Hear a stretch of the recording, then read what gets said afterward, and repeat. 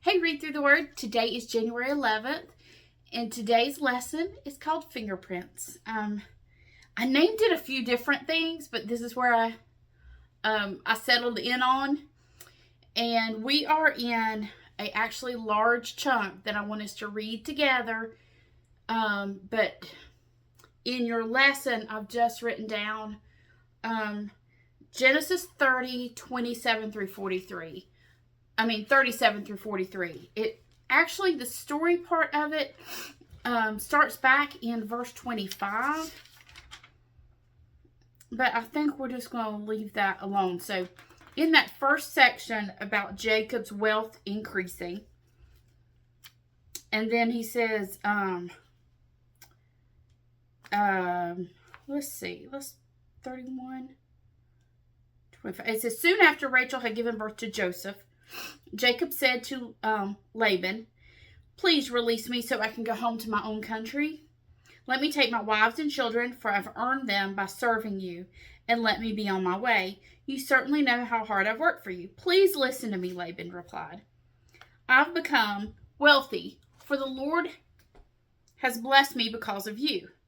Tell me how much I owe you. Whatever it is, I'll pay it.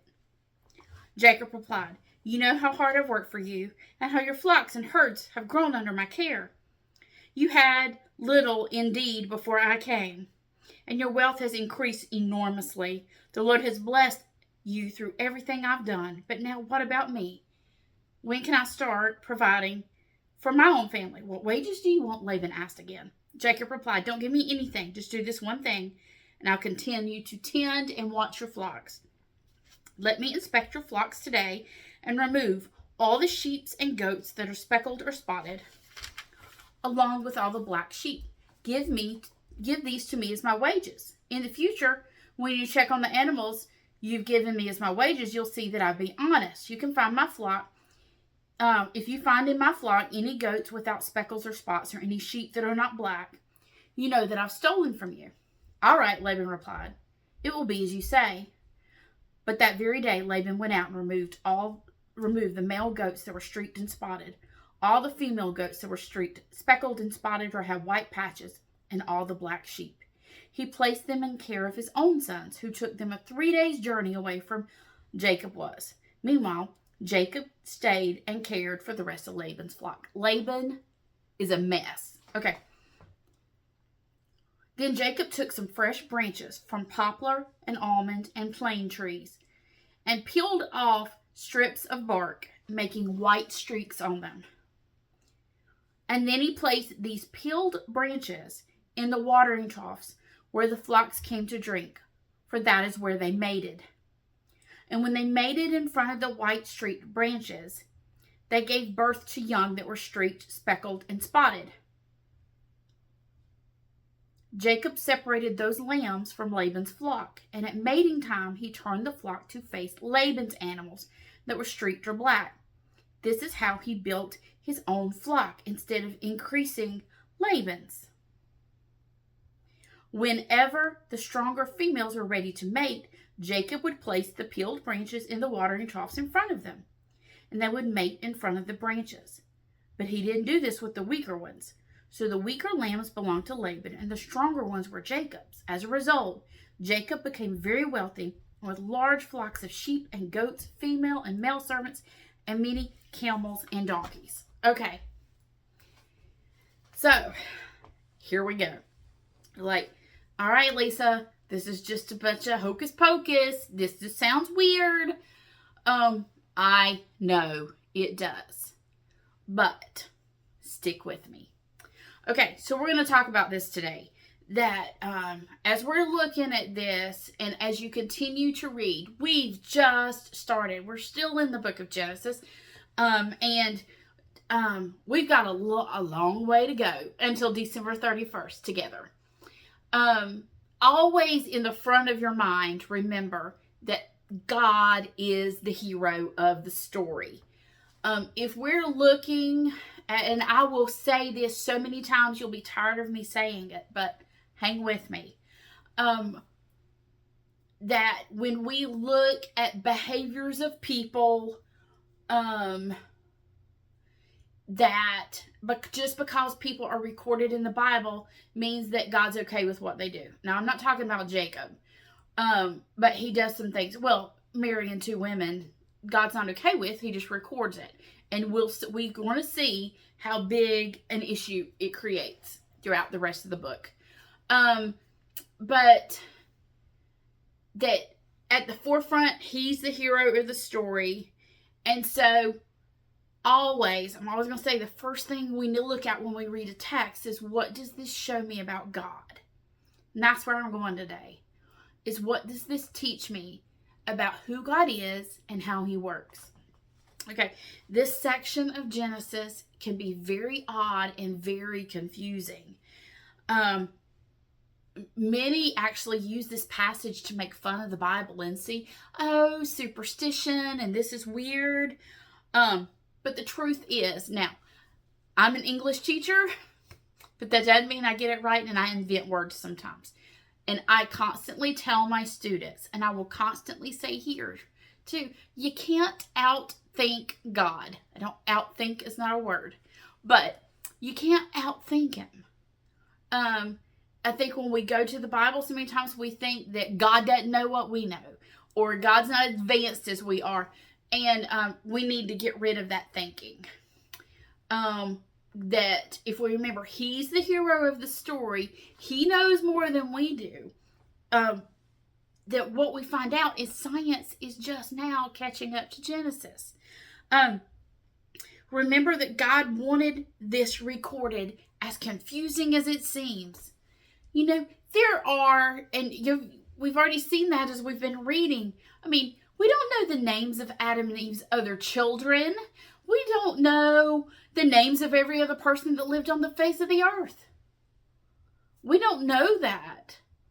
So God has been very specific with what he has told us. And so in the middle of all of this, he records for us this whole story.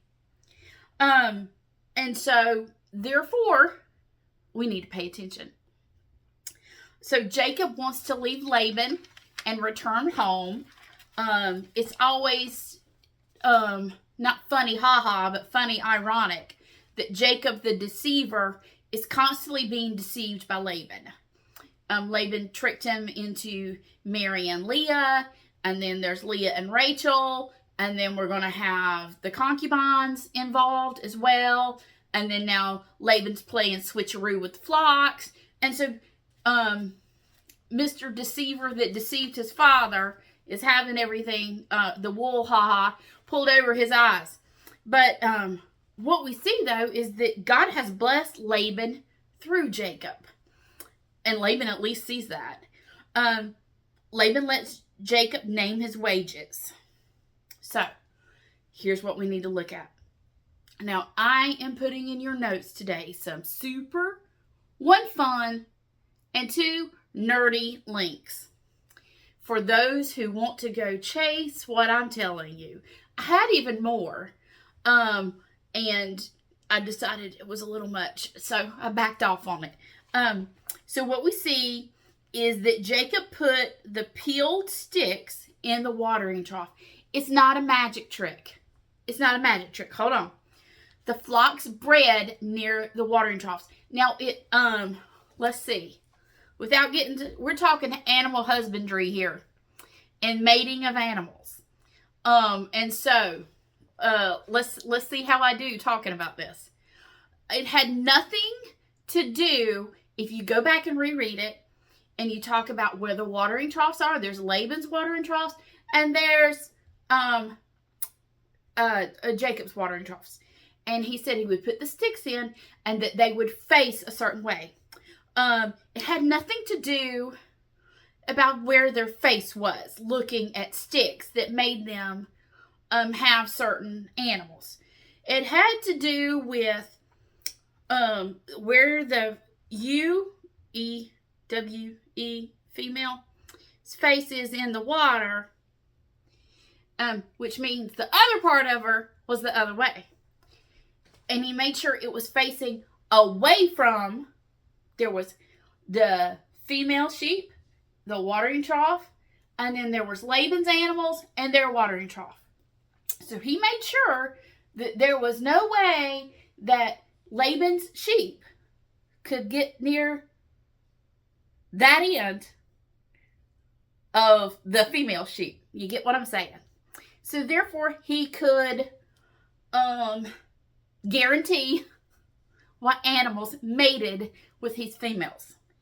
You got me? Okay, so that's what that's all about. It has nothing to do with, oh, because they stared at the magic stick, they had speckled animals. I grew up thinking that. So just saying. But then what happened? Now, you've got to remember that these are sheep. They're not just going to look at the sticks. They're eating them. What Jacob has done by peeling them is opened up the inside so the sap goes into the water. And it's very, I know I use the word specific all the time, but the Bible's very specific. It's very specific about the wood that is used in the animal. So not only are they going to drink the water full of all the oils from the wood, they're going to eat the wood too.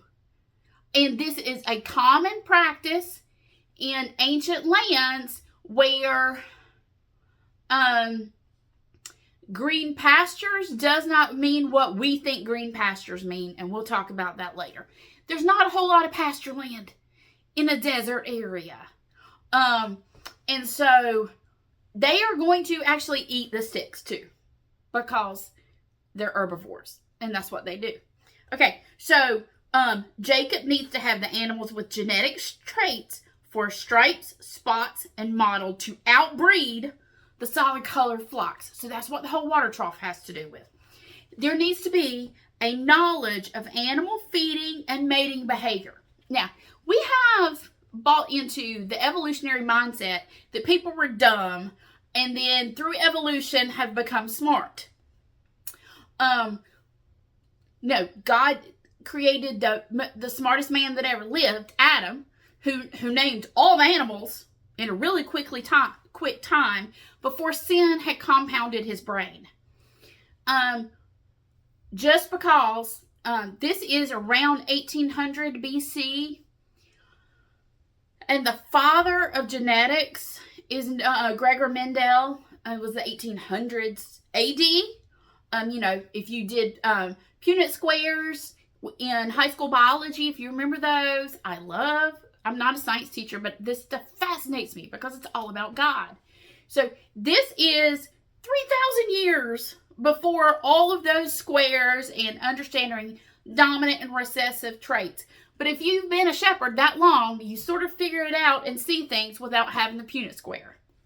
So, in an understanding of genetic traits, and this idea that there is, it's not hocus pocus, that a solid color animal has a sheep that is speckled or mottled or speckled, mottled, or what do they say?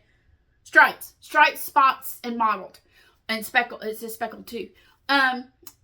It's not. It is an understanding of genetics before there was a name applied to it. And how do you know what to do? God told him. Now see, God understands genetics because he invented DNA. He invented genes. He did all of that. So Genesis 31, 10 through 12, when his wives are like, what in the world? He's like, well, God told me what to do. He had a vision. Jacob did not cheat Laban. God was working and helping Jacob. Because remember, God made a promise to Abraham, to Isaac, to Jacob. He's going to keep the promise. He wants him back. He's already told him, go back home. I want him back there. Because God has a plan. So here's what's fascinating. Is botanical and pharmacology studies are looking into the same ideas now.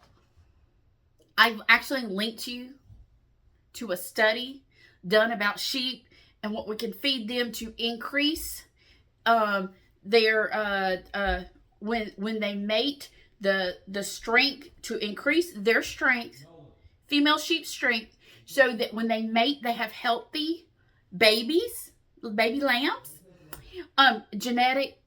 Genetics, actually scientific studies being done right now about this same stuff. So I've linked that. I've linked some other things because you know what? Scripture teaches sound science. So when we see things like this in the Word, we just need to remember God knows what He's talking about. And I've also linked to you with a video about Jacob's sheep, which are still alive to this day. That genetic line is still alive. So it's fun stuff. We'll see you next time on Read Through the Word.